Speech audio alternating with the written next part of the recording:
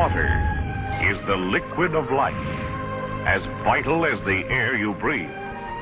Nowadays, most of us fetch and carry no more. Water is delivered to us where we need it, whenever we want it. Turn a faucet, and there is water, at any hour of the day or night.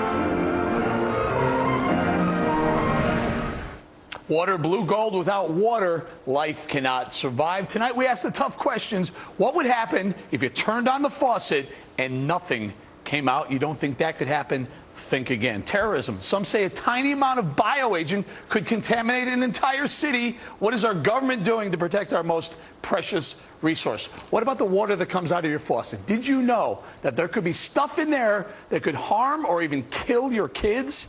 We're going to test for that tonight. And what about our liberal tree-hugging Democrats? What are they doing to ensure our crops are getting the essential water they need, water that will produce the food that we eat? In Central Valley, California, water is being diverted away from farmers so the environmentalists can protect the 3-inch fish. This is a case of fish over people, is it? And an OMG moment, we're questioning whether our short-sighted political leaders are selling our water right out from under us to close budget gaps. Even foreigners have been tapping our water. Disgraceful, brazen, and in some cases downright corrupt. In the year 2001, $35 billion worth of bottled water was consumed worldwide. Today, bottled water costs more per gallon than gasoline. We, my friends, are the new oil barons. Okay, that was Hollywood. Let's talk reality now. How vulnerable is America's water supply? Is our most precious commodity being protected? Are we vulnerable to terrorist attacks that could literally cripple our usable water? Let's bring in CBN terrorism analyst Eric Stakelback, Pam Geller from AtlasShrugged.com, and Fox medical contributor Dr. Mark Siegel. I'm going to start with you, Eric. You've reported on this possibly, I guess, a bioterror threat before. Is that real? Is there a possibility of that? Well, look, with the water supply, Eric, which we're talking about, Al-Qaeda has been talking about this for years now. There have been documents uncovered in Afghanistan, in Pakistan, that point to Al-Qaeda wanting to hit our water supply here in the U.S. and in Great Britain. Here's the big question. Is this feasible? Can it happen? On a large scale, Eric, in terms of contaminating, say, a reservoir with a biological agent, that's going to be tricky. That'll be very difficult. It would take a lot of time. It would take a lot of effort. It would draw a lot of attention. But on a smaller scale, say on a community level, say affecting the water supply in an individual building, that could happen. And if they're able to get an agent inside, say, a water treatment plant or a reservoir, just like we had an Al-Qaeda agent just a few months ago, Eric, it was revealed working inside nuclear power plants in New Jersey, Maryland, Pennsylvania. If you get an Al-Qaeda mole, a jihadi mole, inside a water treatment plant, all bets are off. Okay, hang on a second, Eric. Pam, I think this is real. I spent some time in some water filtration plants. We even hear that there's an access to our water supply through our fire hydrants. Yes, there is. Actually, there were arrests made a few years ago in Denver of terrorists who had documentation to use microbiology agents to poison the water. We also know that Al-Qaeda warned a London-based news magazine that they were targeting our water supply. 15% of our water structure services 75% of the people. And the balance, as Eric was saying, are the smaller communities. The bottom line is, all they have to do is maybe bomb a dam, and the catastrophic flooding and the loss of life would devastate the country. Interesting angle, not actually a bioterrorist attack to the water, but just flooding a community. Let me go to Dr. Siegel. Doc, what are we looking at? If there were an agent that they were able to put into our water supply and we drank it, what could happen? Eric, I'm very concerned about this. There's 100,000 of these plants that are actually below the radar, and if it gets into a finished water unit, it could get right to the faucet without you even being able to detect it. Some of these agents could cause massive diarrhea, like cholera, cryptosporidia. Chlorine might have some effect on that, but something like anthrax can live for 2 years in the water supply in spore form without it being eradicated by the chlorine. And we get anthrax, and then fear takes over as the pathogen. If a few people get sick with anthrax or die, it can be uniformly fatal. Everyone is going to panic. And Doc, not only these agents, but other things like bacteria Salmonella, right? Absolutely. And the plague, Eric, has never been tested in this way. We're worried about bubonic plague being used in the water supply and cholera, which is another bacteria. You know, you can treat that if you're looking for it, but physicians are not trained these days to look for cholera. It could then spread out into the community. Eric, what do you think about that? Are we being alarmist, or is this potentially a real threat? Well, no, Eric, I think it's a genuine threat. Look, if Al-Qaeda is talking about it, and talking about it consistently, I might add, as Pam mentioned, it's a real threat. Another thing, if Al-Qaeda, say, targets a treatment center or, you know, fly an airplane into a reservoir, into a water main, here's another strategy, and if we're talking about it, Eric, you know they're thinking about it, the bad guys. Cut off the water supply to a community and then set fires in that community. You'll have no way to put these fires out. They would rage. There'd be no water supply in those communities. Al-Qaeda has talked about using tactics like this that don't involve biological agents, but they do involve water. Pam. I'm bringing the panel in a second, but go ahead, Pam. The big problem is the lack of security at these facilities, particularly the 75% of the water structure that services the small communities. And while it may seem like not a big deal if they sabotage a town that has 10,000 people, but it would cause economically impact, and also the public confidence would be completely undermined. It would be a disaster. All right, hang in there, Eric, Pam, and Dr. Siegel. Don't go away. I want to bring in today's special panel, Nicholas DeBenedictis, CEO of Aqua America, good friend of mine for a long time, sir. Thanks for joining us. Howard Gould, clean economy investor, and Lynn Tilton, CEO of Patriarch Partners. Nick, I'm going to go right to you, sir. You are the guy on the front line of the water. What are you doing to protect our water supply? Well, I think Pamela's point is very well taken. The big cities, we have all kinds of security. We all have all kinds of expenditures. Millions just for our company has been spent. The FBI, Homeland Security directs us. But there are 50,000 water supplies in the country now. Whether a terrorist would want news in, a small town of Iowa versus New York City is a different story too. But probably Nick, they're more vulnerable. Do you have someone looking for this? Yes. I'm not just talking about putting guards at your gates, because I've seen the guards at the gates of various water supplies around the country. I'm talking about people really with intelligence, working with the intelligence community to find out if any of these plots are planned. Most of the security we have is electronic monitoring, checking water supply coming into the plant, obviously going out of the plant, motion detection cameras all over. We could spot somebody who's in the parking lot 2 in the morning, centrally. Go ahead, Howard. Where do you stand on this? Are you concerned about it? Yeah, certainly it's a concern. I mean, as desalination plants come online across the globe, they're going to be absolutely terrorist targets. So, how do you account for that? It's how do you account for them blowing up anything? I mean, obviously these are going to be hard targets that they're looking for.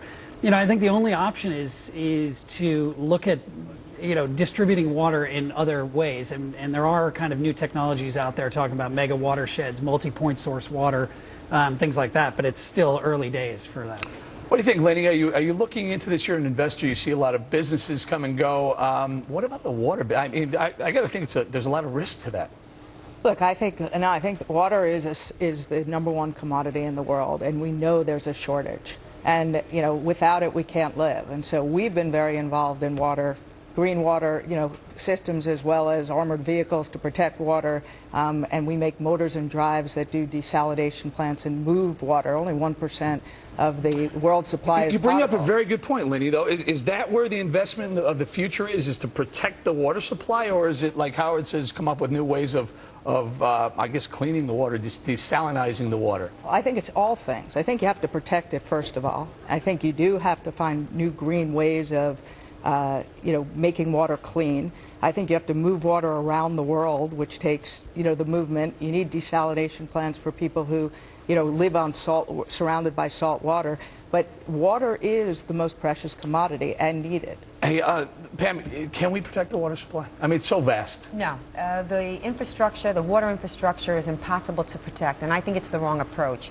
It's this hiding under the desk, waiting for the next attack. Clearly, you have to secure the borders. We know that Hezbollah is using the narco-transit borders in Mexico. We have to know who's coming into this country. I just don't think this defensive position, this crouching in a fetal position, is the way to address our mortal enemy. Go ahead, Eric. Is there a way to secure our water supply? No. The short answer is no. And let's not forget, at the end of the day, guys, this is psychological terrorism. We mentioned New York City or Iowa. Okay, contaminate the water supply in New York or contaminate it in a small town in Iowa. I would argue that if you contaminate the water supply in some small middle American communities, that's a pretty effective strategy for the terrorists because of the psychological, the paranoia it creates, and Al-Qaeda is moving to these smaller scale type attacks. Dr. Siegel, let me ask you this. Is there any way to protect ourselves? I mean, I remember the anthrax scares that were going on after 9/11. What was that, the drug we were all supposed to stock up on? Cipro, right. Cipro, right. Will that work? Is that helpful? That's helpful, but let's face it, if you actually get sick with one of these things, it's going to be very, very hard to catch up. Eric, I think of everything that's been said, the biggest defense is actually the larger plants. I mean, it's ironic that the Bioterrorism Act of 2002 only protects water supplies for more than 3,300 people, but the reality is that over 100,000 treatment plants in the United States are for the small communities. That's where we're going to see the attack. Treatment plants, sir. What about it, Nick? I mean, you operate reservoirs, right? Is that right? The bigger companies in the bigger areas have reservoirs, have large filtration plants. New York doesn't, by the way. New York doesn't filter their water. But the small towns usually use wells, so it's harder to contaminate a well. But I would say they're not as sophisticated in their treatment and/or their security. All right, Eric Stakelback, we're going to say thank you to you. A little 3-inch fish called the Delta smelt has slithered its way onto the endangered species list in Central Valley, California, and the federal court has closed off water pumps to the farmers that irrigate their fields. Is Congress really choosing fish over people? Up next on the Fox Business Network, the power to prosper. By 2025, 1.8 billion people will live in countries or regions with absolute water scarcity. This means the world water wars will officially be on. So is America's blue gold at risk of being completely drained by foreign countries? Pam Geller, Pia Ayala, Representative Nunes, and Dr. Peter Glick and the panel are back to weigh in. Where am I going to start here? Pam, you say it's okay. Go ahead, sell our water, which, frankly, I'm surprised you say that. Why? I'm a free market advocate. You're obviously a mixed economy kind of a guy. Very dangerous, slippery slope. No, Pam, here's the thing. Here's the thing. If you're a company and you develop a new technology, a new pen, great, sell it. I don't care. You're a private company, sell it. We have one body of water in this country, in the world, really. Why would we sell such a precious resource? Many of these companies are privately owned. They should be free to sell the water. There are new technologies being developed in Israel to desalinate water. Why can't the market move forward? Why can't sell the technology to desalinate the water, but don't sell the darn water? What about it, Congressman? Where am I? Am I wrong? Well, I think you have to look at, in the United States, we have a relatively safe water supply. And really our forefathers in this country, especially in California, which is arguably one of the driest areas, we actually have plenty of water here, and they were smart to build infrastructure to handle that. Our problem is the radical green environmental groups that want to take the water away and throw it out to the ocean. Now, there are other parts of the world, like the Middle East and such, that do have water shortages, but not in the United States. Okay, what about a radical green environmental group? Howard, what do you think? Throw it right in the ocean? Divert it from our poor farmers? In the ocean, but I mean, the fact is that when we talk about selling it, why not? Unless we have infrastructure that we're utilizing that, unlike oil and natural gas and other things, this is a refreshing source. Yet we're using it faster than it can refresh. But in areas, there is plenty of water around there, and if people want to sell it, you know, we'll let them sell it under heavy regulatory constraints. I know I got Dr. Glick on my side. Doctor, what do you think? I'm right, aren't I? Don't sell our precious resource, sell the technology to make it cleaner? I think there's a lot of fantasy going on here. The truth is, water's a public good, water's an economic good. There is no free market for water. But we're not going to sell our water overseas because the truth is it costs too much to move it from here to someplace else. Panel here, every single one of you guys who say, go ahead, sell the darn water. Who owns the water? Go ahead, Lenny. Who owns the water? Look, usually it's the municipalities or the states that own the water. Do they own anything, or is the people of the municipalities or the states that own the water? Well, it's always the people. It varies. I mean, that's what it was supposed to be. But the reality is, if we can provide jobs in an area where we have a replenishing water system where it can go so long as we don't need it, and we're providing jobs and money to that state to use, but it needs to be regulated. We're black and white in this country. Either it's government or it's business, or either it's, you know, environmentally pure or it's not. Are we great friends? Yes. You're wrong. You're absolutely wrong. Congressman, I got to ask you this. I'm going to go back to you, sir. If the people of Chicago, if Mayor Daley gets his way and he sells access to Lake Michigan, explain to me how the other towns and municipalities on Lake Michigan should sit by and let the water from the lake be sold to India or somewhere else, or Morgan Stanley for that matter. Well, look, I'm not so sure actually, Peter and I probably agree on this. It's probably the only thing we agree on. And that is that it's pretty hard to move water. But the goal should always be for the government leaders, both at the federal, state, and local levels, and most importantly local levels, is to figure out how to provide ample water for their people. Go ahead, so Nick, jump in here. You build cities, you make sure you have enough water. I want my guy who sells water to tell me, is he right? Basic law of physics. Try and pick up a fish tank. Pretty heavy. You can't transport economically water. But they're doing it, Nick. We're sending tankers to India of other than water. Other than Texas? You just told me they sent tankers over to Fiji to pick up the Fiji water, and they bottle it here. If they're doing it in reverse. Oh, but they're selling it to people who will pay $2 a pint or whatever, not to third world countries. Pam, who owns the water? It's a free market as far as I'm concerned. Now, the money that's being sold... Can I just go on a boat in Lake Michigan or right off the coast here and go scoop up a bunch of water and sell it? No, because of heavy government controls, which I'm adamantly against. My point in all this is, let's say the government was selling the water. Who's getting the money? Do the people get taxed less? Are they getting direct checks? Hey, I'm all for that. Piedad, what do you think, sir? You're a farmer there. Don't you have rights to that water? I think, and we always say, life and water should not be negotiable. Water is a natural resource that God gave us. And here in the Central Valley, we pay 100% of the water, and we only get and distribute from 0 to 45 or 50%. So water and life should not be negotiable. Dr. Glick. Yeah, if water was only an economic good, Representative Nunez's farmers wouldn't get it. It would all go overseas, or it would all go to industry. Water is an economic good, but it's also a public good, and we have to balance the management and the economic and the public good aspects of it. Go ahead, Howard. I'm still trying to figure out why one municipality has rights to water when it may be available or usable to another. Well, to add one level of difficulty on that, too, it depends on where the water is sourced. So what lake that it's sitting in doesn't necessarily mean that somebody further upstream doesn't claim rights to that water further downstream either. So therefore, it has to be a kind of national, water that's residing in the United States. Yeah, but I'm pretty sure, Nicholas, when Mayor Daley sells that water access, I'm not going to see a piece of that profit. No, he can't do it. First of all, the Great Lakes Commission, which is 8 governors, says you can't divert water out of the Great Lakes. Otherwise, Arizona would be tapping it tomorrow. Although Canada is talking about pipelining water into the United States. And what about the people in Canada who say they have a right to the water? Right? And who gets that money? This is crazy. Water policy is huge, you guys. No, go ahead, sir. Go ahead. We have an agreement with Canada to share the Great Lakes. If there was no agreement, there would be this free-for-all. There would be this chaos in the world of water.